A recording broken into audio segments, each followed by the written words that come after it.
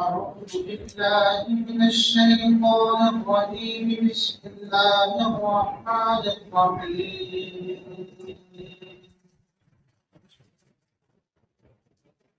يا أيها الذين آمنوا إذا ضربتم في سبيل الله فتبينوا ولا تقولوا لمن ألقى إليكم السلام لست مؤمنا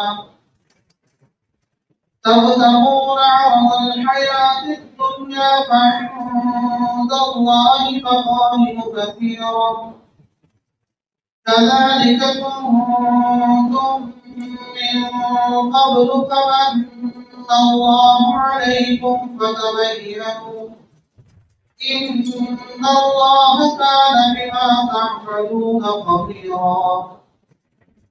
لا يستوي القاعدون من المؤمنين غير أولي الضرر والمجاهدون في سبيل الله بأموالهم وأنفسهم فضل الله المجاهدين بأموالهم وأنفسهم على القاعدين درجة وكلا وعد الله الحسنى وفضل الله المجاهدين على القاعدين أجرا عظيما درجات منه ومغفرة ورحمة وكان الله غفورا رحيما.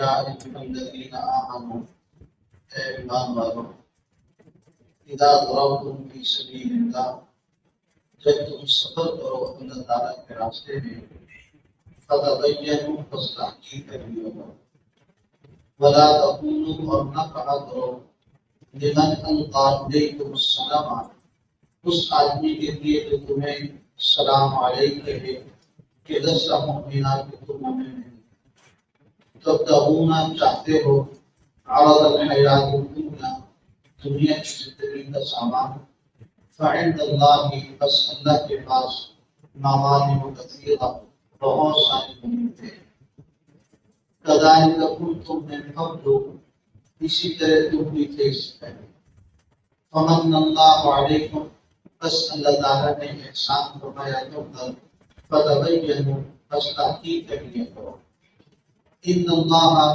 بے شک اللہ تعالیٰ بما تعملون خبیرا تمہارے عملوں کو دیکھنے والے لا یستوی القاعدون من المؤمنین نہیں برابر ہو سکتے بیٹھے رہنے والے ایمان والوں میں سے غیر اولی الضرر بغیر کسی تکلیف کے والمجاہدون فی سبیل اللہ اور وہ لوگ جو جہاد کر رہے ہیں اللہ تعالیٰ کے راستے میں باموالہم اپنے مالوں کے ساتھ وانفسہم اور اپنی جانوں کے ساتھ فضل اللہ المجاہدین فضیلت دی ہے اللہ تعالیٰ نے مجاہدین کو جو جہاد کرتے ہیں باموالہم وانفسہم اپنے مالوں کے ساتھ اور اپنے جانوں کے ساتھ علی القاعدین درجہ بیٹھنے والوں کا درجے کے اعتبار سے وکلا اور سب کے لیے وعد اللہ الحسنى اللہ تعالیٰ نے وعدہ فرمایا ہے بھلائی کا وفضل اللہ المجاہدین اور بڑھا دیا ہے اللہ تعالیٰ نے جہاد کرنے والوں کے لیے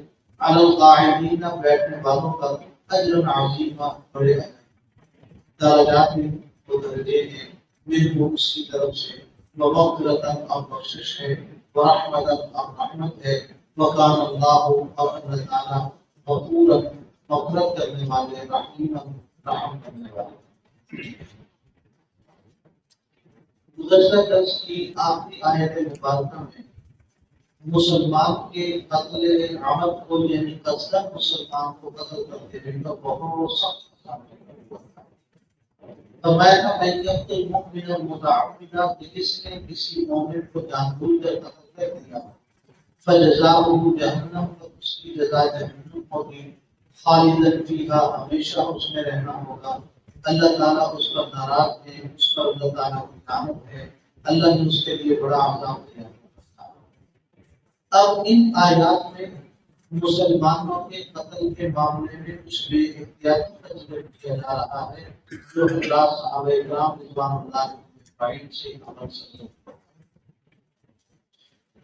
وہ یہ کہ ترمذی شریف میں اور مسند احمد میں یہ روایت ہے کہ حضور اکرم صلی اللہ علیہ وسلم نے صحابہ کرام کی جماعت کو بھیجا اور اس کے امیر حضرت غالب بن فضالہ رضی اللہ عنہ اور یہ جہاد کے لیے تشریف لے گئے۔ سارے حضرات اور واپسی میں آ رہے تھے۔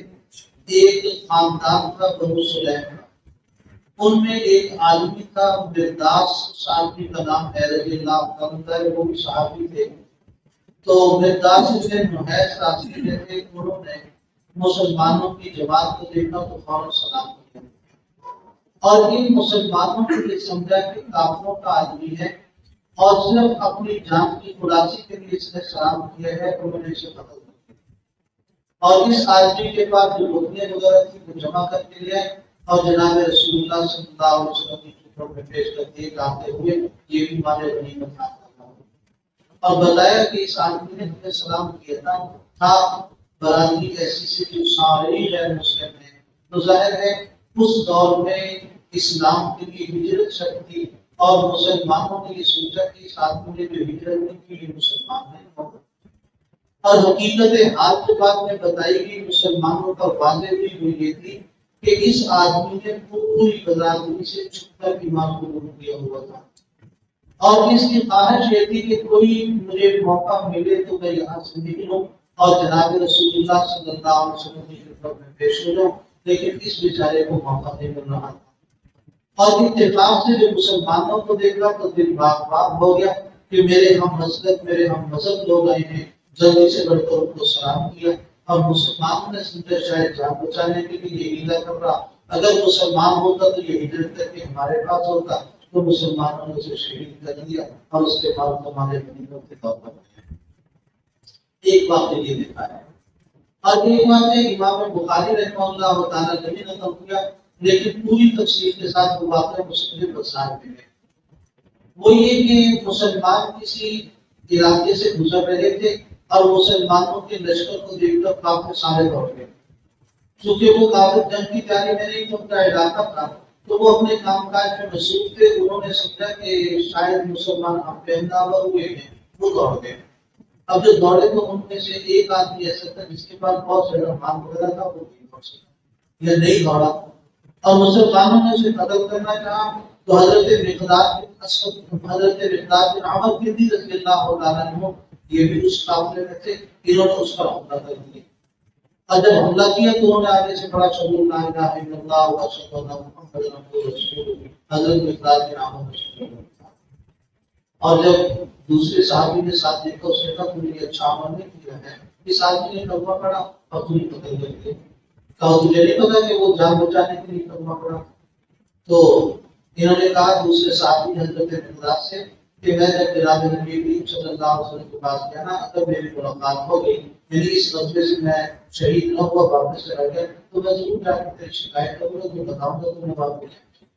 تو جناب رسول اللہ صلی اللہ علیہ وسلم کے لیے بتایا گیا تو آپ نے حضرت مقداد کو سخت اپنی فرمائی اور ارشاد فرمایا کہ قیامت والے دن کیا کرے گا جب وہ بندہ چلے مقابلے میں مقدمہ دے گا۔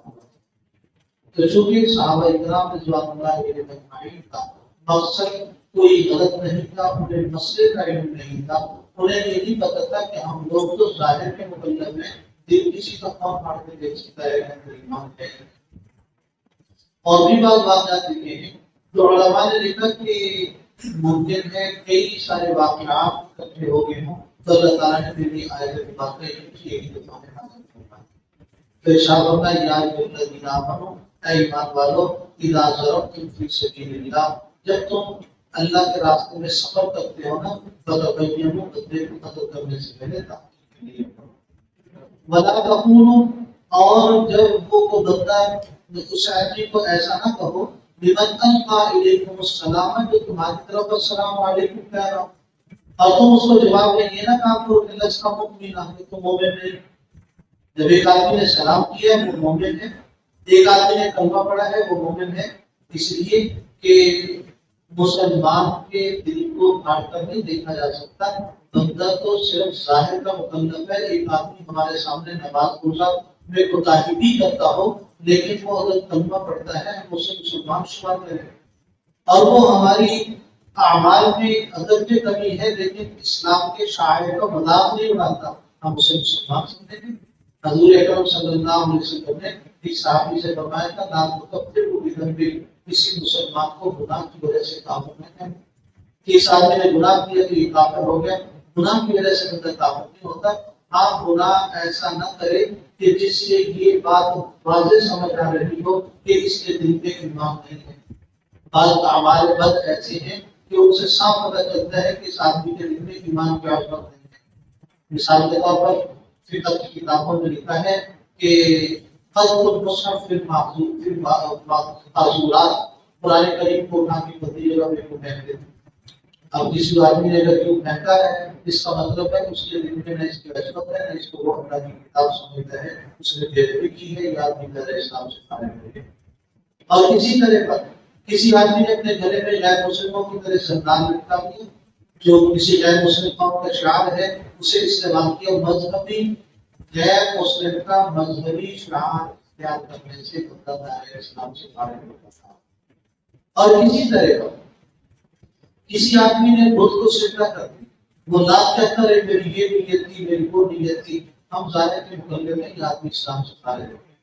اور اسی طرح کسی آدمی نے اسلام کی ضروریات یعنی عقائد اسلام میں سے ایسا عقیدہ جو بالکل ظاہری بدیہی واضح تھا اس عقیدے کا انکار کر دیا اور اس میں تعویل کی کوئی گنجائش بھی ہمارے لیے نہیں بچتی کہ ہم یہ کہیں کہ اس وجہ سے یہ بندہ مسلمان رہ گیا پھر ہم مجبور اسلام کو کافر کرا دیں. مثال کے طور پہ دیکھیے مسلمہ کردار نے حضور اکرم صلی اللہ علیہ وسلم مبارک زندگی میں بھی بعد میں بھی وہ کلمہ پڑھتا تھا لا الہ الا اللہ محمد رسول اللہ. اذان میں اشہد ان لا الہ الا اللہ اشہد ان محمد رسول اللہ بھی پڑھتا تھا اور نماز بھی مسلمان وہ بھی پڑھتا تھا. لیکن اس نے یہ اعلان کر دیا کہ جب محمد صلی اللہ علیہ وسلم دنیا سے چلے گئے تو ان کے بعد نبوت مجھے مل گئی ہے. جب یہ اعلان کیا تو سارے صحابہ کے اجماع ہو گیا کہ یہ آدمی چاہے اذان دے چاہے نماز پڑھے چاہے کلمہ ہمارے بارے پڑھے اس کے باوجود یہ کافر ہے, چونکہ ہمارے حضور کو صرف نبی ماننا کافی نہیں, آخری نبی ماننا کہ آپ کے نبوت کے کمالات کی تکمیل ہو چکی ہے. اس کے بعد کسی کو نئی نبوت نہیں ملے گی. عیسیٰ علیہ السلام تشریف لائیں گے پرانی نبوت کے ساتھ, نئی نبوت کسی کو نہیں ملے گی. اور نبوت کا ایک معیار یہ بھی ہے جس نے ہمارے وجود کے پیچھے شب معراج میں نماز پڑھی ہو تو نبی ہوگا, جس نے نہیں پڑھی ہوگی. تو اس لیے صحابہ کرام نے اس کے خلاف جہاد کیا اور حضرت ابوبکر صدیق رضی اللہ تعالیٰ عنہ کے زمانے میں حضرت باسط بن حرب رضی اللہ تعالیٰ نے اسے قتل کر کے واپس کیا. اس لیے آج نظر اگر ہمارے والا کلمہ پڑھے ہمارے ولی نماز پڑھے ہماری طرح جو مانی کرے سارے عمل کرے یہ بھی اس میں مسلمان نہیں مانیں گے کیونکہ وہ ہمارے وجود کے بعد ایک اور نہیں مانتا. ہمارے وجود آپ کی نہیں ہے آپ کے باپ کی نہیں ہے. تو فرمایا تب تکون عرض الحیات دنیا کا سامان چاہتے ہو ہمارے غنیمت تو پھر ہم تمہیں ابھی بتا دیتے ہیں اللہ نے تمہارے مقدر میں بڑی غنیمت رکھی. اس لیے جب بات نہیں کرو کسی کوئی آدمی کلمہ پڑھے تو اس آدمی کو قتل کرنے کی اجازت نہیں کیونکہ ہم ظاہر کے مکلف ہیں, ہم کسی کا دل کاٹ کر بات نہیں دے سکتے.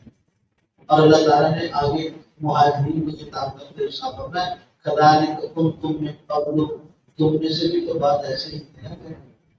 کیا مطلب مکے میں ایمان قبول کر رکھا تھا لیکن مکے کے حالات سازگار نہیں, ایمان کا اظہار نہیں کر پا رہے تھے. اور پھر جب حضور اکرم صلی اللہ علیہ وسلم نے 8 ہجری میں مکہ فتح کیا تو تم دوڑ کے اللہ کے نبی کے ساتھ مل گئے تو تمہاری بھی تو یہ حالت تھی کہ تم ایسے ہیں جو مجبور کی وجہ سے نہیں ہجرت کر سکتے. تو فمن اللہ علیکم, پھر اللہ نے تم پر احسان کیا. بعض مفسرین نے اس کا مطلب لکھا کہ تم بھی ایسے ہی تھے یعنی تم بھی تو غیر مسلم تھے. جس دن تم نے زبان سے کلمہ پڑھا تھا اللہ نے تو تمہارا کلمہ قبول کر لیا تو تم کسی دوسرے کا کلمہ کیوں نہیں قبول کرتے. ایسا ہونا فتبینوا, پھر نصیحت یہی ہے کہ تحقیق کرتے ہو. مسلمان کو حکم یہ ہے کہ کسی بھی مسئلے میں کسی پر بھی فتویٰ لگانے سے پہلے تحقیق کرے اور آج کل ہمارے میڈیا کی یہی سب سے بڑی خرابی ہے نقصان پہنچانے میں. ایک آدمی کے سامنے مفروضہ پیش کرتے ہیں کہ فلاں آدمی کے بارے میں ہمیں یہ خبر ملی ہے، اگر یہ سچی ہو تو آپ کیا کہتے ہیں؟ لیکن مجھے تحقیق ہی نہیں ہے کہ یہ خبر سچی ہے یا نہیں، تو میں وقت سے پہلے بول کر کیوں غلط بات کروں کہ یہ میں میرے اس بارے میں یہ تاثرات ہوں گے. اگر عمل ہوگا تو تاثرات ہوگا، اگر عمل ہے ہی نہیں آپ مفروضوں پر سوالات کرتے رہتے ہیں کہ جی فلاں آدمی کے بارے میں یہ سننے کو ملا ہے، اگر ٹھیک ہوا تو آپ کیا کہتے ہیں؟ یہ عجیب مفروضوں کی سیاست ہو رہی ہے جس میں پورے ملک میں بدت نہیں ہے. تو فرمایا بتائیے بولنے سے پہلے تھا ان اللہ کان بما تعملون خبیرا، اللہ تعالیٰ جو بھی تم اعمال کرتے ہو تمہارے سارے اعمال سے خبردار ہے، اس سے کچھ بھی چھپا بتا ہوا نہیں ہے. آگے مجاہدین کی فضیلت بیان کی جو فی سبیل اللہ جاتے ہیں، اللہ کے راستے میں نکلتے ہیں. فرمایا لا یستوی القاعدون من المؤمنین، گھروں میں بیٹھے رہنے والے مومنین اور والمجاہدون فی سبیل اللہ، اللہ کے راستے میں جہاد کرنے والے لوگ. پہلے یہ آیت مبارکہ کے الفاظ نہیں تھے غیر الصرف، یہ الفاظ 3 حرف میں غیر الصرف کے الفاظ تھے. آیت مبارکہ کی لا یستوی القاعدون من المؤمنین والمجاہدون فی سبیل اللہ، کہ گھروں میں بیٹھے رہنے والے اور جہاد کرنے والے یہ دونوں حضرات برابر نہیں ہو سکتے. جو جہاد اپنی جان بھی خرچ کرتے ہیں، اپنا بھی خرچ کرتے ہیں، مال بھی خرچ کر کے جاتے ہیں، سواریاں لے کر جاتے ہیں، راستے میں ضرور رہتے ہیں، لیکن وہاں جا کے جان قربان کرنے سے بھی گریز نہیں کرتے. تو کچھ صحابہ کرام رضوان اللہ علیہم ایسے تھے جو بیچارے معصوم تھے، ان کے دل پر یہ آیت بہت چاقو تھی کہ یارب ہم جا ہی نہیں سکتے. مثال کے طور پر حضرت عبداللہ بن مکتوم رضی اللہ تعالیٰ عنہ نبینا ہے. اب نبینا آدمی جہاد میں جا کے تلوار چلائے، آج کے دور میں بندوق چلائے، گھوڑا چلائے، کدھر پڑھ کر کے چلائے، بینا آدمی کا نشانہ پتا ہو جاتا ہے، نبینا کیا کرے.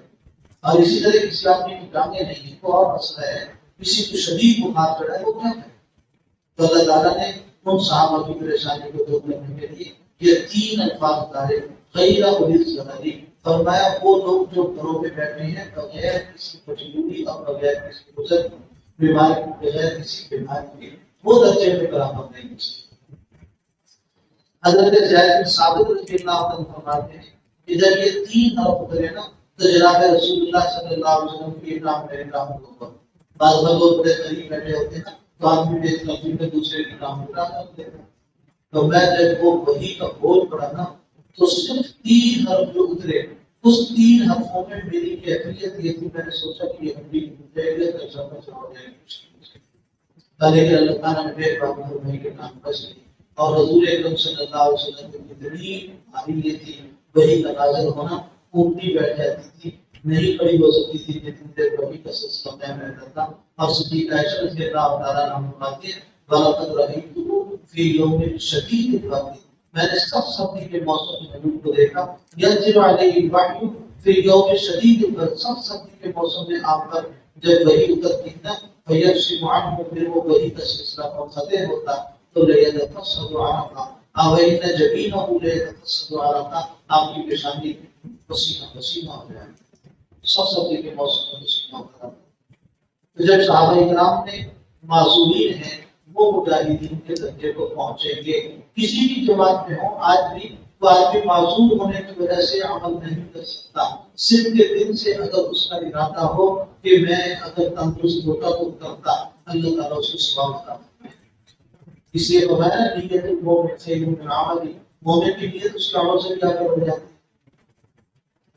ایک آدمی مسجد بناتا ہے بہت خوبصورت، ایک غریب کے کٹھن دیا ہوتا ہے، کاش میرے پاس پیسے ہوتے ہیں اللہ سب کے دل سے ہو اور یہ پکا ارادہ ہو پیسے ملیں گے تو بناؤں گا، اللہ کی آمد کے اس کو مسجد بنانے کا ثواب عطا فرمائے. حضور اکرم صلی اللہ علیہ وسلم نے غزوہ تبوک بہت غزوہ تھا، بہت سختی کے حالات میں. ایک روایت حضور سے گزری کہ صحابہ کرام کے پاس چکے نہیں، تندرستی کا وقت تھا اور بڑا لمبا سفر تھا. تبوک آج بھی مدینہ طیبہ سے غالباً 1800 کلومیٹر کے قریب ہے، وہاں لکھا ہوا روڈ ہے. تو تبوک میں جب صحابہ پہنچے ہیں پاؤں چلنے کی وجہ سے، پیدل ننگے پاؤں چلنے کی وجہ سے بعض صحابہ کے پاؤں میں نیچے کی چوٹ ہوتا ہے. اور گرم ریت میں چلنے کی وجہ سے بعض حضرات کے ناخن پاؤں کو اتر گئے. اتنی شدید گرمی تھی کہ ایک دو صحابی بے ہوش ہو گئے اور لشکر میں اعلان ہو رہا تھا تمہارے پاس پانی ہے. کسی آدمی کے پاس کوئی پانی نہیں تھا. اتنا لمبا سفر کے ساتھ ہو چکا اور مجبوری کے احکامات کو ظاہر ہے. مجبوری میں تو حرام حلال ہو جاتا ہے.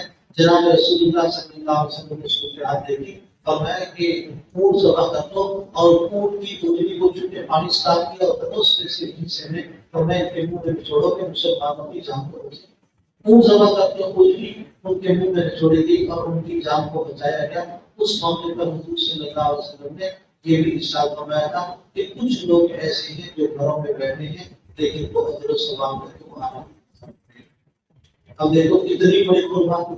اور گھر میں بیٹھنے والے صرف دل سے ارادہ کرنے والے فرمایا کہ وہ تمہارے ہی درجے کے لوگ ہیں. صحابہ کو بڑا تعجب ہوا. ان کا حضور ہم اتنی مشقت برداشت کر رہے ہیں اور وہ ہمارے درجے کے لوگوں نے جو گھر میں بیٹھے تمہارا ثواب حاصل کر. اس ساتھ میں ان کو کسی عذر میں روک رکھا.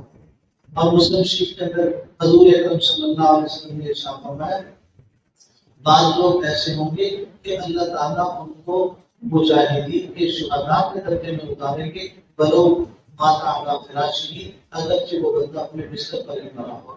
وہی ہے جو ہم میں تڑپ رہا ہے کہ کاش میرے پاس وسائل ہوتے, کاش میں تندرست ہوتا, آنکھیں ہوتی, میں میرے پاس ٹانگ ہوتی, ہاتھ ہوتا, میں جا کے وہاں جہاد کرتا. تو اس مسئلے کو بھی اللہ تعالیٰ کو سبحانہ و تعالیٰ آگے فرمایا فضل اللہ المجاہدین.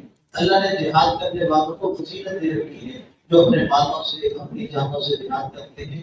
علی القاعدین کا بیٹھنے والوں کا درجۃ درجے کے اعتبار سے دونوں کے درجات ہوتا ہے. لیکن دونوں کے لیے جنت کا وعدہ وکلن سب کے لیے وعد اللہ الحسنى. اللہ نے بھلائی کا اور اس سے مراد جنت لکھی ہے کہ جنت کا وعدہ تھا اس لیے کہ وہ بھی اعمال صالحہ کر رہے ہیں, یہ بھی اپنے صالح. یہ اس وقت کی بات ہے جب جہاد پر سے عین نہ.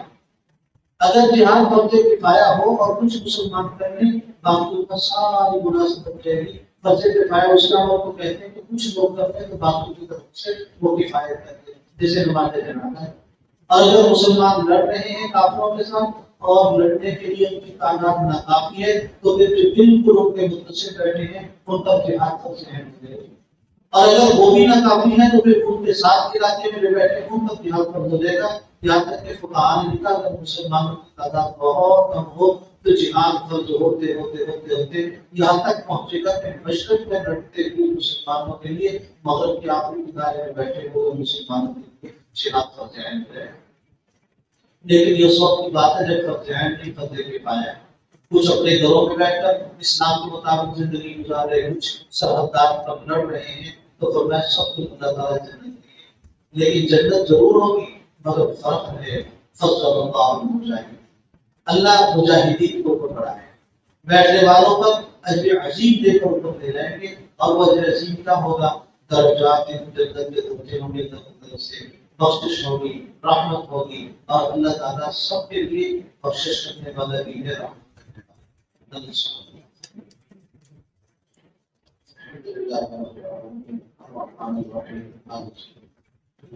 اللهم صل على سيدنا ومولانا محمد وعلى ال سيدنا ومولانا محمد.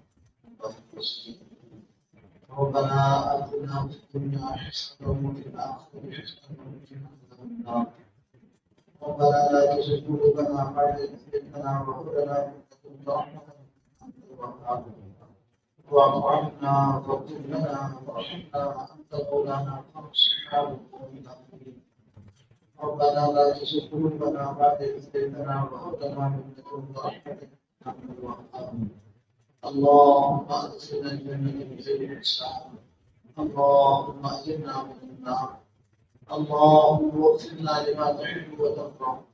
اللهم إنك عفو كريم تحب العفو فاعف عنا. اللهم إنا ندعوك في نحورهم ونعوذ بك من شرورهم. اللهم اقض حاجاتنا.